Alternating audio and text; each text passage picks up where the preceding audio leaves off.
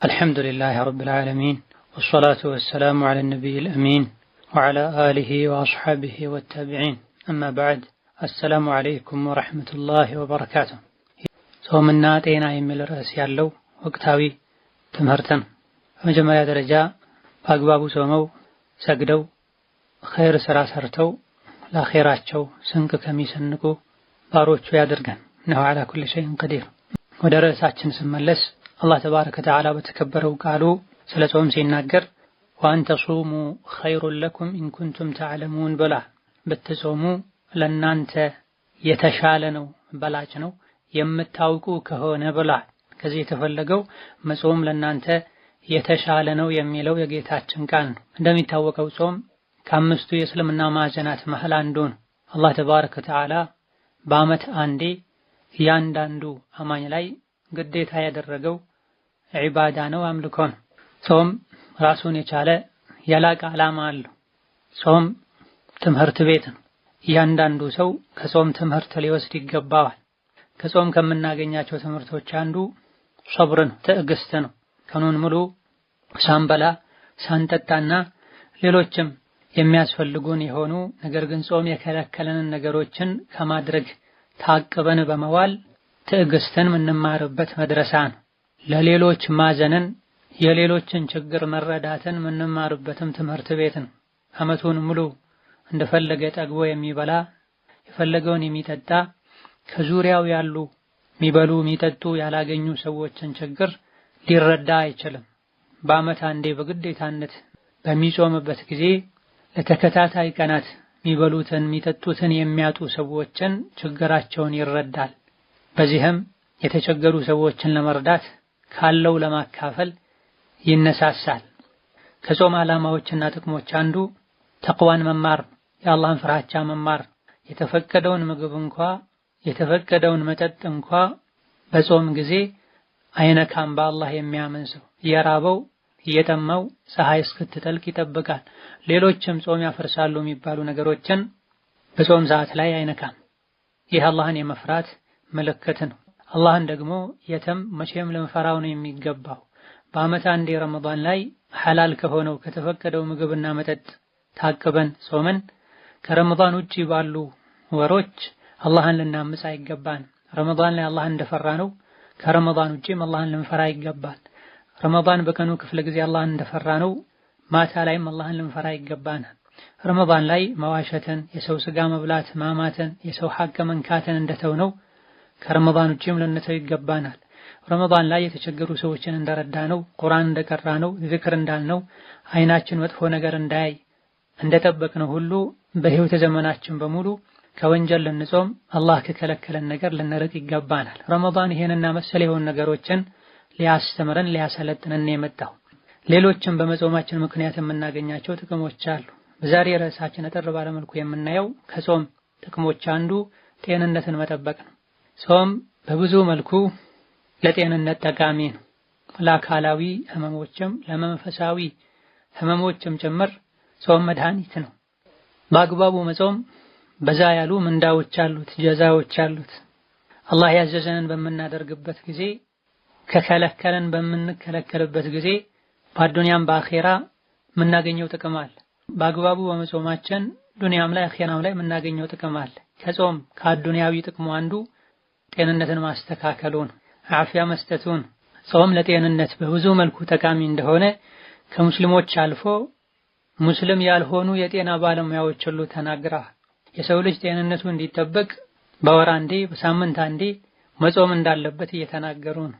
ምግብን በመተው ብቻ እንዲጾም ይመክራሉ። ምግብና ፈሳሽ ሙሉ በሙሉ በመተው እንዲጾም የሚመክሩ ሙስሊም ያልሆኑ የጤና ባለሙያዎች አሉ። ይሄን አላህ ተባረከ ወተዓላ ሁሉን አዋቂ የሆነው አላህ አስቀድሞ ለሰው ልጆች ይበጃል ለጤንነታቸው ይጠቅማል ብሎ ጾምን ደንግጓል። ጾም ለየት ባለ መልኩ ከሌሎች ዒባዳዎች ለየት ባለ መልኩ ኢኽላስ ላይ የተመሰረተ ዒባዳ ነው። የሰው ልጆች ባለማወቅ ያውቃሉ የሚሏቸው ሰዎችን በመከተል በብዙ መልኩ በፈጣሪያቸው በአላህ ያጋራሉ። ከአላህ ውጪ ላለ አካል ያርዳሉ፣ ከአላህ ውጪ ላለ አካል ይሰግዳሉ።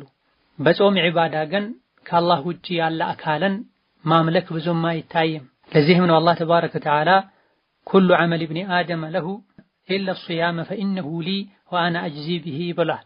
ቡኻሪ ሌሎችም በዘገቡት ሐዲስ የሰው ልጅ የሚሰራው ስራ ሁሉ ለራሱ ነው፣ ጾም ሲቀር ጾም ለኔ ተብሎ ነው የሚደረገው፣ የሱን ዋጋና ምንዳ መከፍለው እኔ ነኝ ብሏል።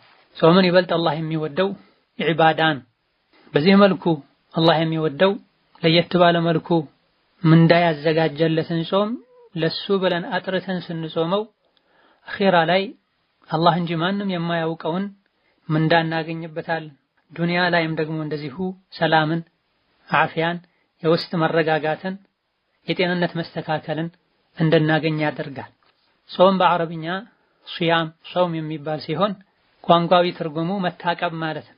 ሸሪዓዊ ፍቺው ትርጉሙ ከምግብ ከመጠጥና ከግብረ ስጋ ግንኙነት መሰል ከሆኑ ጾምን ከሚያስፈቱ ተግባራት ጎህ ከቀደረበት ጊዜ ጀምሮ ፀሐይ እስክትጠልቅ ባለው ጊዜ መራቅና መጠንቀቅ ማለት ነው። ጾም አላህ ዘንድ ተቀባይነት የሚያገኘው እዚህ ዱንያ ላይም ጠቃሚ የሚሆነው መስፈርቶቹን ያሟላ ጾም ሲሆን ሆዳችን ብቻ ሳይሆን መጾም ያለበት መላ ሰውነታችን መጾም አለበት። የጾምን ቀን አይናችን፣ ምላሳችን፣ እጃችን፣ እግራችንም ጭምር የሰው ልጆችን ከሚጎዳ አላህን ከሚያስቆጣ ነገር መጾም መቻል አለበት። ጾም ለሰው ልጆች ከሚያስገኛቸው የጤና ባለሙያዎች በዝርዝር ከጠቀሷቸው የጾም ጠቀሜታዎች አንዱ በአግባቡ ጾም መጾም የሰው ልጆች የልባቸው ጤንነት እንዲጠበቅ ያደርጋል። የደም ዝውውር እንዲስተካከልና የደም ማስተላለፊያ ቧንቧዎች ወይም ቱቦዎች እንዲታደሱ በትክክል ስራቸውን እንዲሰሩ ያደርጋል ተብሏል። እነሆ በዓለም ላይ በከፍተኛ ደረጃ ለሞት ከሚዳርጉ በሽታዎች አንዱ የልብ በሽታ ነው። የዚህም ምክንያት ከልብ ጋር የተያያዙ የደም ስሮች መጨናነቃቸው። የደም ስሮች መጨናነቃቸው መነሻ ደግሞ የአመጋገብ መዛባት፣ የአመጋገብ አለመስተካከልና ሰዎች የሚበሉት ምግብ ውስጡ ላይ ከልክ ያለፉ ቅባትና መሰል ነገሮች መገኘታቸው። የሰው ልጆች በሚጾሙበት ጊዜ ሲጨናነቅ የነበረው ልባቸው ከልብ ዙሪያ ያሉ የደም ማስተላለፊያ ቱቦዎች እረፍት ያገኛሉ። ያጨናንቃቸው የነበረ ትክክለኛ ያልሆነ አመጋገብ በመቆሙም እረፍት ያገኛሉ። ይህንንም የሚያረጋግጡ የተለያየ ሀገር ላይ የተካሄዱ ጥናቶች አሉ። የልብ ችግርን ለማስተካከል ከምንም በላይ የሚመከረው ጾም እንደሆነ ተናግረዋል። ሰዎች በሚጾሙበት ጊዜ በደም ቱቦዎች ግድግዳ ላይ ተለጥፈው የነበሩ የደም ዝውውርን የሚያውኩ ቅባቶች፣ ኮሌስትሮሎች ተጠራርገው እንደሚወገዱ፣ እንደሚሟሙ፣ በዚህም የደም ዝውውር እንደሚስተካከል፣ ደክመውና ታመው የነበሩ የውስጥ የሰውነት ክፍሎችም እንደሚነቃቁ፣ አዲስ ህይወት እንደሚዘራባቸው ገልጸዋል። እንደዚሁ ስራ በዝቶባቸው ትክክለኛ ያልሆኑ አመጋገቦች ተጽዕኖ አሳድረውባቸው ከአገልግሎት ውጪ ሆነው ሞተው የነበሩ የሰውነት ክፍሎችም እንደሚታደሱ፣ በትክክለኛ መንገድ ስራቸውንም እንደሚሰሩ አስቀምጠዋል። ለዚህም ነው የሰው ልጆች ጾመው የዋሉበት ቀን ላይ እንደዚሁ ደግሞ ረመዳን መጨረሻ ላይ ጾማቸውን ሲያጠናቅቁ የደስታ ስሜት፣ ሰውነታቸው ነፃ የመሆንና የመቅለል ስሜት የሚሰማቸው፣ አእምሯቸው የሚታደሰው ተብሏል። ሰው ልጆች ዘንድ ወሳኝ ከሚባሉ የሰውነት ክፍሎች አንዱ ልብ ነው። የልብ አንዱ ትልቅ ስራ ደም ማሰራጨት ነው። ከዚህ የደም ስርጭት ውስጥ 10% ለምግብ መፍጫ አካል የሚውል ነው። ረመዳን ላይ ወይም በሌሎች ጾሞች ምክንያት አንድ ሰው ጾሞ በሚውልበት ጊዜ ለምግብ መፍጫ አካል ከሚውለው 10% ልፋትና ድካም 10% የደም ስርጭት ልብ እንዲያርፍ ማድረግ ይቻላል። በሌላ አነጋገር በምንጾምበት ጊዜ ጨጓራ፣ አንጀት ማረፍ ይችላል። ይሄም የልብ መጨናነቅን፣ መታፈንን እንዲቀር በማድረግ ጾመኛው ጤነኛ ሆኖ እንዲውል ያደርጋል። በሀከዳ ዓመቱን ሙሉ የሰው ልጆች በሚበሉበት ጊዜ በተለይ ባለንበት ጊዜ ታሽገው የሚቀመጡ የተለያዩ ሰው ሰራሽ ንጥረ ነገሮች የታከሉባቸው ምግቦችን በሚመገሙበት ጊዜ ከዚህም በተጨማሪ በመኪናዎች ጭስና በፋብሪካዎች ምክንያት በተበከሉ አየሮች አማካኝነት ወደ ውስጥ የሚገቡ የሰው ልጅን ጤና የሚያውኩ መርዞች፣ ጎጂ ነገሮች አሉ። ይህም የተለያዩ የሰው ልጆች የሰውነት አካላት ላይ ጉዳት ያስከትላል። ይሄን ለማጽዳት ሙሉ የሰውነት አካላቶች ስራ ማቆም አለባቸው። የመተንፈሻ አካላት እንደዚሁ ኩላሊት ሌሎችም መጽዳት ይፈልጋሉ። በተለያዩ የሕክምና መንገዶች ለማጽዳት ሙከራ ይደረግ ይሆናል። ሆኖም ግን ሁሉም የራሳቸው የሆነ ጎንዮሽ ጉዳት አላቸው። እንደዚሁ ደግሞ እያንዳንዱን ውስጥ ዘልቀው ሊያጸዱ ሊያጠሩም አይችሉም። ነገር ግን አላህ ተባረከ ወተዓላ በሕክማው በጥበቡ በዓመት አንዴ ከውጭ የሚገቡ ነገሮች ቆመው አላህ ራሱ በሚያውቀው መንገድ ዓመቱን ሙሉ በተለያየ መልኩ ታመው ተጨናንቀው የነበሩ የውስጥ የሰውነት ክፍሎች እንዲጸዱ በራሳቸው ጊዜ እንዲጸዱ አላህ ተባረከ ወተዓላ ጾምን ደንግጓል። ይህም በዘመኑ ያሉ በመሳሪያ የታገዙ የሕክምና ተመራማሪዎች የደረሱበት ጉዳይ ነው። ይሄም በእስላም ይበልጥ እንድንረካ፣ እንድንኮራ፣ ደስተኞች እንድንሆን የሚያደርግ ነው። በየዓመቱ በዚህ መልኩ ውስጥን የሚያጠራ ወሳኝ የሚባሉ የሰውነት አካላቶችን የሚያድስ ጎንዮሽ ጉዳት የሌለው አላህ ራሱ የፈቀደውና የደነገገው ሰዎችን የሚያክምና የሚፈውስ ጾም ባይኖር የሰው ልጆች ቆመው መሄድ አይችሉም፣ በሰላም መኖር አይችሉም። የተለያዩ ጎጂ የሆኑ ነገሮች ወደ ሰው ልጆች ውስጥ ይገባሉ። ይህን ሁሉ ጉዳት ሁሉም የሰው ልጆች ሐኪም ቤት ሄደው ማስቀረት ማስወገድ አይችሉም። በአግባቡ በሚጾሙበት ጊዜ ያለምንም ክፍያ ይህ ይስተካከላል። አላህ የደነጋቸው ድንጋጌዎች በሙሉ ለሕክማ ለጥበብ የሰው ልጆች የማያውቋቸው ከጊዜ በኋላ በተወሰነ መልኩ ሊያውቋቸው የሚችሉ ምስጢሮች፣ አስራሮች ያሉት ህግ ነው። ወከዛሊክ በአግባቡ መጾም ክብደት ለመቀነስ ከልክ ያለፈ ውፍረትን ለማስወገድ እንደሚረዳም ተነግሯል። ብዙ ሰዎች ዘንድ የጤና ችግር ከሚያስከትሉ ነገሮች አንዱ ከልክ ያለፈ ውፍረት፣ ከልክ ያለፈ ውፍረትም ከልብ ህመም ጋር ግንኙነት አለ። በአግባቡ በምንጾምበት ጊዜ ከልክ ያለፈ ውፍረትን መቀነስ ማስወገድ ይቻላል። ይህም ሊሆን የሚችለው አንደኛ አመጋገብን በማስተካከል፣ ሁለተኛ እንቅስቃሴ በማድረግ። የረመዳን ጾምን በምናይበት ጊዜ የአመጋገብ ስርዓታችንም ይስተካከላል። በተራዊህ አማካኝነት ደግሞ እንቅስቃሴ ይደረጋል። ጎህ ከቀደደበት ጊዜ ጀምሮ ፀሐይ እስክትጠልቅ ድረስ ሳይመገብ በመዋሉ አንዱን የክብደት መቀነሻ መንገድ መጠቀም ይቻላል። ጾሞ ውሎ ደግሞ በስርዓቱ አፍጥሮ ተራዊህ በሚሰገድበት ጊዜ በሚደረገው እንቅስቃሴ ሁለተኛውን የክብደት መቀነሻ መንገድ መጠቀም ይቻላል። ከልክ ያለፈ ለተለያዩ አደጋዎች የሚዳርገን ውፍረት ሊያስተካክል የሚችለው ግን ስርዓቱን የጠበቀ ጾም ሲሆን፣ ከሱሑር ብንጀምር ነገ ልጾም ነው በማለት ሱሑር ላይ የተለያዩ አይነት ምግቦችን አቅርቦ ከልክ በላይ መመገብ፣ ፍጡር ላይ ደግሞ ቀን ሳይበሉት ያሳለፉትን ለመካስ በሚመስል መልኩ ፍጡር ላይ መመገብ ካለ ይህ ሊስተካከል አይችልም። ለዚህም ሸሪዓችን ፍጡራችንም ሱሑራችንም ቀለል ያለ እንዲሆን መክሯል። ቀኑን ሙሉ ሳይበሉ ሳይጠጡ መዋል የረሃብና የጥም ስሜት እንዲሰማ መደረጉ ለሰውነት ለጤንነት በርካታ ጥቅሞች አሉት። አላህ መራቡን ራሱን መጠማቱን ራሱን አይፈልግም። በመሰረቱ ጾም ሲደነገግ ሰዎችን ለማስራብ ለማስጠማት በማለት አይደለም። ዋነኛ ዓላማው ወደ አላህ ለመቃረብ። በዚህ እግረ መንገዱ ግን መራቡ መጠማቱ የሚያስገኘው ጥቅም አለ። ቀኑን ሙሉ ሳይበሉ ሳይጠጡ ሲውሉ ቀደም ሲል በተወሰነ መልኩ እንደተጠቀሰው የሰውነት የደም ዝውውር ይስተካከላል። የጨጓራ ቁስለትን ማከም ይቻላል። አልፎ ሁሉ መሃንነትን እንደሚያክም ለሴቶች የወሊድ ስርዓትን ቀለል ያለ እንደሚያደርግም ተነግሯል። ወከዛሊክ ያለ ዕድሜ ሊመጣ የሚችል እርጅናን እንደሚያስተካክል ወይም እንደሚያስቀር፣ የማስታወስ ችሎታን እንደሚያሳድግ፣ የኩላሊት ስራን እንደሚያስተካክልም ጭምር ተነግሯል። ነገር ግን እነዚህ ሁሉ ጥቅሞች የሚገኙት አሁንም አመጋገብ ሲስተካከል፣ ስሑርና ፍጡር ላይ ትክክለኛውን የሸሪዓ መንገድ ተከትለን ስናፈጥር።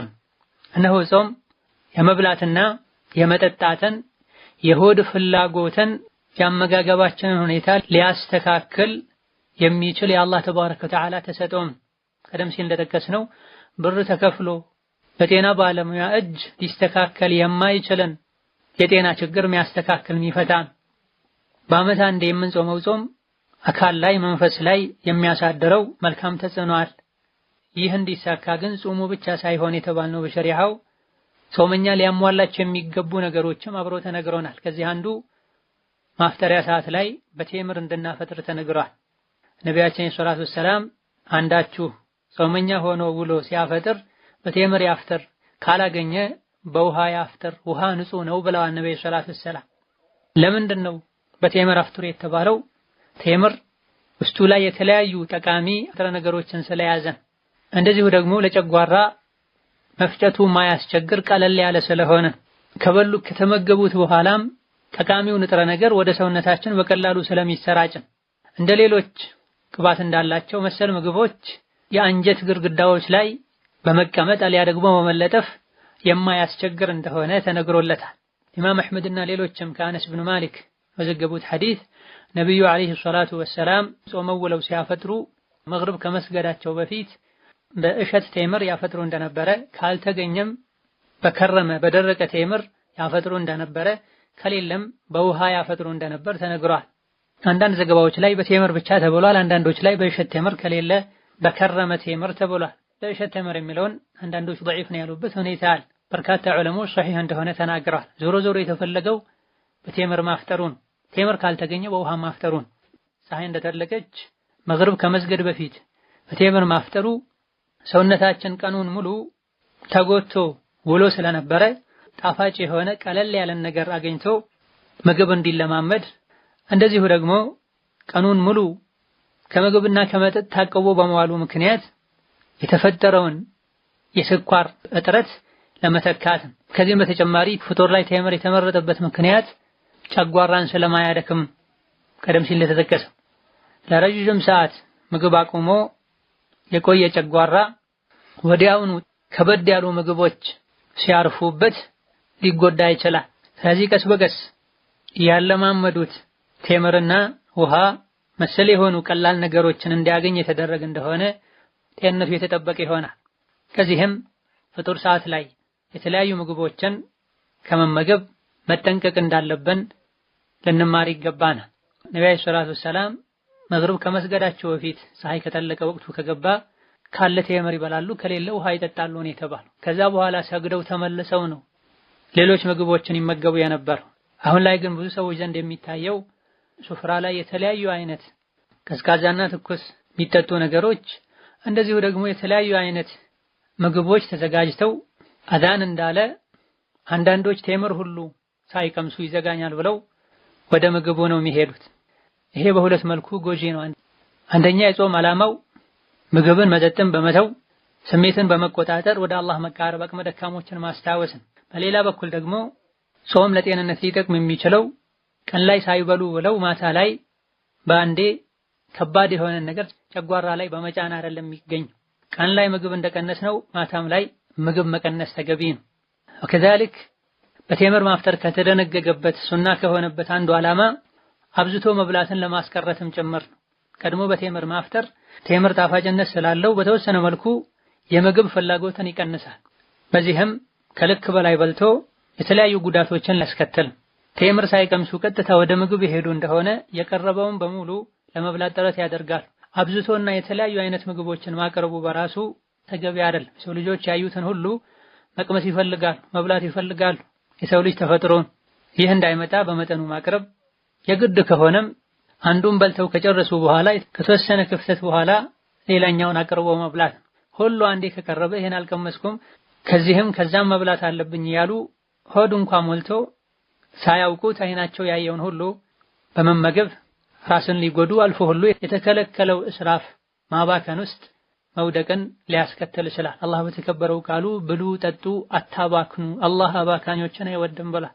ኢዛ በቴምር ማፍጠር የተደነገገው አመጋገብን ለማስተካከል ካስፈላጊው በላይ መመገብን ለማስቀረት፣ እንደዚሁ ደግሞ ጨጓራን ለማነቃቃት ለማሟሟቅ ነው። ነብዩ ሰለላሁ ዐለይሂ ወሰለም መግሪብ ሲደርስ የፍጡር ወቅት ሲገባ ቴምር አፍጥረው ሰግደው ከዛ ይበሉ ነበር ነው የተባለ።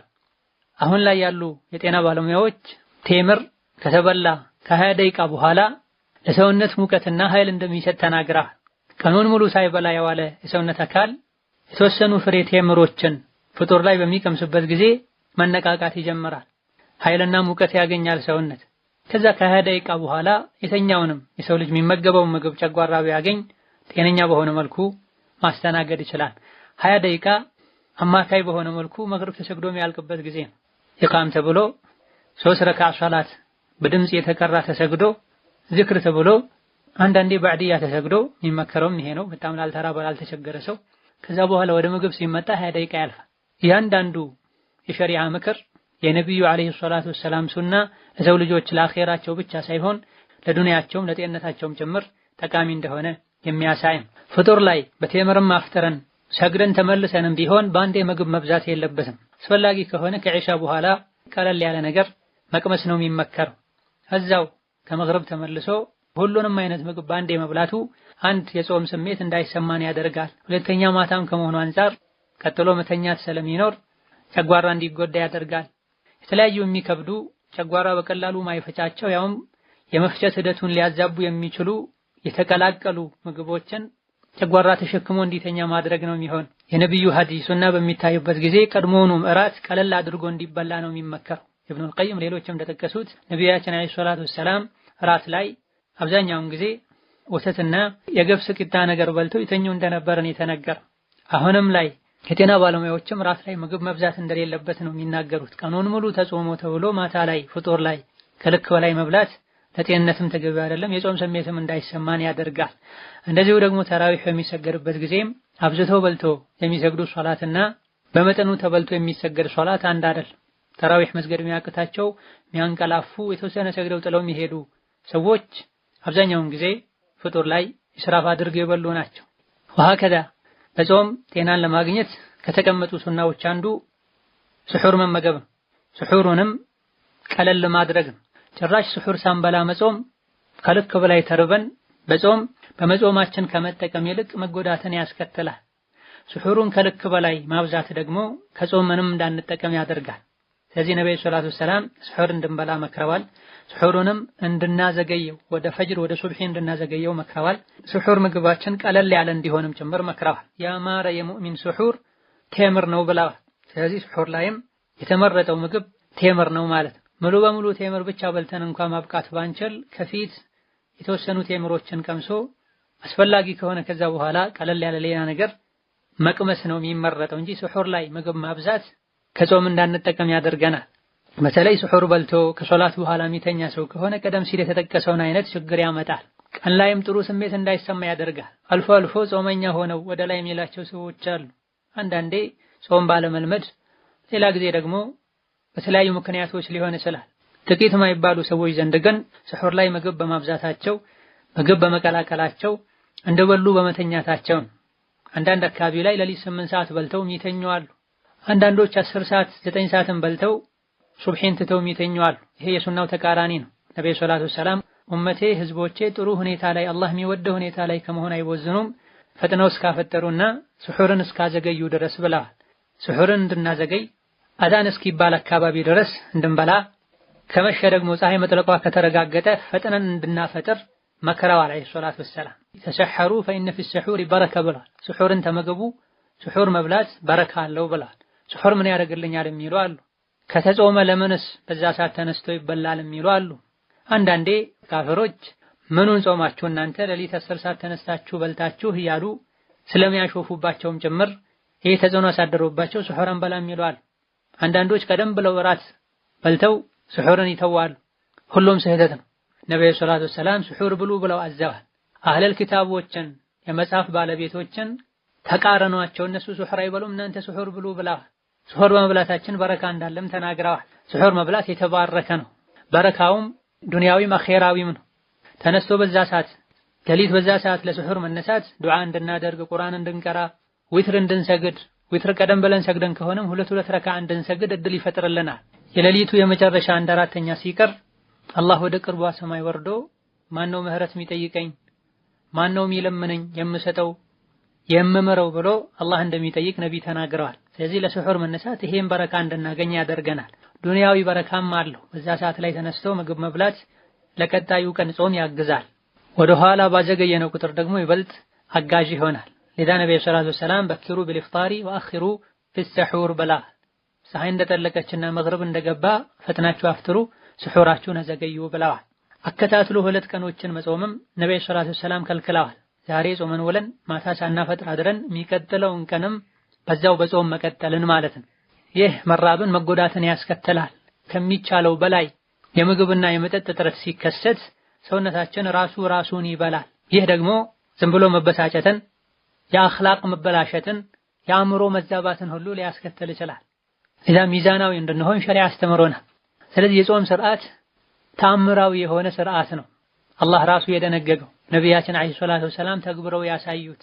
ከረመዳን ውጪ የሰው ልጆች ምሳ ካልበሉ ይጠማቸዋል፣ ይርባቸዋል፣ መንቀሳቀስ ሁሉ ይከብዳቸዋል። እስከ እራት በመከራ እንጂ መቆየት የማይችሉ ሰዎች አሉ። ረመዳን ሲሆን ጾም ሲሆን ግን በተወሰነ መልኩ የረሃብ የጥም ስሜት ቢሰማ እንኳ እስከ ማፍጠር ደረጃ የሚደርስ አይሆንም። ይህ የሆነው የሰው ልጆች ፈጣሪያቸው አላህ ተባረከ ወተዓላ ለሰውነታቸው የሚጠቅም መሆኑን አውቆ የደነገገው ከመሆኑ አንፃር። ስለዚህ ብሉ የተባለን ሰዓት ላይ እንበላለን፣ አፍጥሩ የተባለን ሰዓት ላይ እናፈጥራለን። ለፍጡር ሰዓትም ይሁን ሱሕር ሰዓት ላይ ከልክ አናልፍም። አብዝቶ መብላቱም ጉዳት አለው፣ ማሳነሱም ጉዳት አለው። በዚህ መልኩ ስርዓቱን ጠብቀን ስንጾም የምናገኛቸው ዱንያዊ አኼራዊ ጥቅሞች አሉ። አካላችን መንፈሳችን የሚታደስበት የሚፈወስበት አጋጣሚ ነው። የተለያዩ የዓለማችን ክፍል ላይ የሚገኙ የጤና ተቋማት የጾምን ጠቃሚነት በተመለከተ ወንድና ሴት አዋቂና ሕፃን ላይ ምርመራዎችን አድርገዋል። በብዙ አስሮች የሚቆጠሩ ጠቀሜታዎች እንዳሉትም ዘርዝረዋል። እነዚህ ጥቅሞችን አንድ ባንድ ብናውቃቸውም ባናውቃቸውም አላህ ስላዘዘን እንጾማለን። ነገር ግን ለሰው ልጅ የሚጠቅምን ነገር እንጂ አላህ አያዝም ብለን ስለምናምን አንዳንድ የጾም ጥቅሞችን በዚህ መልኩ እናወሳል። ከዚህ ዘርፈ ብዙ ጠቀሜታው አንፃር እስላም ላይ ዓመቱ ሙሉ የተለያዩ ጾሞች አሉ። ሳምንታዊ ጾሞች አሉ። ሰኞና ሐሙስ በየሳምንቱ መጾም ሱና ነው፣ ነብዩ ሰለላሁ ዐለይሂ ወሰለም ያደርጉት የነበረ። እንደዚሁ ደግሞ ወርሃዊ ጾም አለ፣ አያመል ቢድ በመባል የሚታወቅ በእያንዳንዱ የጨረቃ አቆጣጠር የአረብኛ ወር ሶስት ቀን ይጾማል። በወር ውስጥ ቤተኛውን ጊዜ ቢጾም ችግር የለም። አንዳንዶች አያመል ቢድ ላይ 13፣ 14፣ 15 ላይ ቢጾም የተሻለ ነው ብለዋል። ይሄንም ያጠናክሩ የሐዲስ ዘገባዎች አሉ።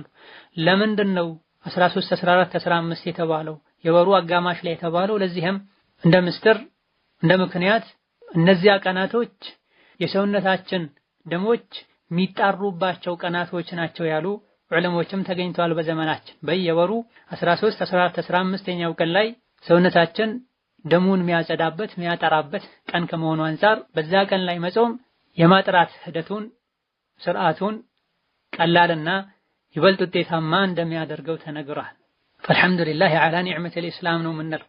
ጾም በዚህ መልኩ የተለያዩ ጥቅሞች ያሉት ቢሆንም አንዳንዴ ከአንዳንድ ግለሰቦች ሁኔታ አንፃር ጎጂ ሊሆን ይችላል ተብሎ የማይፈቀድበት ሁኔታ አለ። በሽተኛ በመጾም የሚጎዳ ከሆነ መጾም ይከለከላል። ታማሚዎች ከሆኑ ከታመሙ ቀድሞ ጤናቸው እንዲያገግም በሌላ መንገድ ይታከማሉ እንጂ ጾሙ በሽታን የሚያባብስ ከሆነ መጾም ይከለከላል። መንገደኛ የሆነ በመንገዱ ምክንያት የሚደክም የሚጎዳ፣ እንደዚሁ ደግሞ ነፍሰ ጡር የሆኑ አጥቢ የሆኑ ሴቶች፣ እድሜያቸው በጣም የገፋ አረጋውያን መብላት ከፈለጉ ተፈቅዶላቸዋል በዲናችን። ከነዚህ ውስጥ በምግብ ሚክሳለ፣ ሌላ ጊዜ በጾም ሚክሳለ። ነገር ግን በሽተኛ ከበሽታው ጋር ጾማለሁ ቢል ጾሙ የሚጎዳው ቢሆን ወንጀለኛ ይሆናል። ለምንድን ነው እነዚህ መጾም የተከለከሉት ያለን እንደሆነ በዲናችን ራስንም ይሁን ሌሎች የሚጎዳን ነገር ማድረግ ስለተከለከለ ነው። ጤንነትን መጠበቅ ግዴታ ስለሆነ የሰው ልጅ ጤንነቱ ሲኖር ነው ለራሱም ይሁን ለሰው ልጆች የሚጠቅምን ነገር መስራት የሚችለው። በዋነኝነት ግን አላህ አጥቢ የሆኑ ሴቶች፣ ነፍሰ ጡር የሆኑ የወሊድ ደም ላይ ያሉ ሴቶች እንዳይጾሙ ደንግጓል። አላህ አንድን ነገር ከደነገገ ለምን እንዴት አይባል። ሆኖም ግን ምስጢር ሊኖረው ይችላል። የምናውቀውም ይኖራል፣ የማናውቀውም ምስጢር ይኖራል። እንደ ምስጢር ሊጠቀሱ ከሚችሉ ነገሮች አንዱ አጥቢ የሆኑ ሴቶች በወተት አማካኝነት የበሉት የጠጡት ወደ ልጃቸው ስለሚተላለፍ ይጎዳሉ። ስለዚህ በጊዜው በልተው ጠጥተው ሕፃናቸው ከጡት ውጭ ባሉ መንገዶች መመገብ ሲችል ያኔ በረመዳን የበሉባቸው ቀኖችን ቆጥረው ቀዷ ያወጣሉ፣ ይክሳሉ። የወሊድ ደም ላይ ያሉ ሴቶችም እንደዚሁ በደም መፍሰስ ምክንያት ሰውነታቸው ስለሚጎዳ፣ በተለይ የወር አበባ ደም ላይ ያሉ ሴቶች ስሜታቸው ባህሪያቸው ስለሚቀያየር ጾምም ይሁን ሶላት ግዴታ አይሆንባቸውም። ጾሙን ሌላ ጊዜ ቀዷ ያወጣሉ፣ ሶላቱን መክፈልም ቀዷ ማውጣትም አይጠበቅባቸውም። ከዛ መንገደኛ የሆነ ሰው ጉዞ ላይ የተለያዩ ውጣ ውረዶች ስለሚገጥሙት ስለሚራብ ስለሚጠማ፣ ለጉዳይ የተሳፈረ ሰው ደግሞ ብዙ ቦታ ሲመላለስ ስለሚውል ምናልባትም በቀላሉ ለሱሑር ለፍጡር የሚመገበው ምግብ ስለማያገኝ በዚህ ሁኔታ ላይ መጾም ሊጎዳው ስለሚችል እስላም ገር ስለሆነ ለጊዜው መጾም ግዴታ አይሆንበትም፣ ሌላ ጊዜ ቀዷ ያወጣል። ስለዚህ ጾም እንዲሁ ዝም ብሎ ለማስራብ የተደነገገ አይደለም። ጤንነትን የሚጠብቅ ዓላማ ያለው ምክንያት ያለው የሰው ልጆች ስሜታቸውን እንዲገዙ እንዲያስተካክሉ አላህ ያዛቸው ትእዛዝ በሙሉ ሰዎች ካመኑበት ማድረግ የሚቻል እንደሆነ ሊያዩበት ሊማሩበት የተደነገገ መንፈስን የሚያድስ አካልን የሚፈውስ ብዙ ምስጢሮች ያሉት ዒባዳ ነው። በመጨረሻ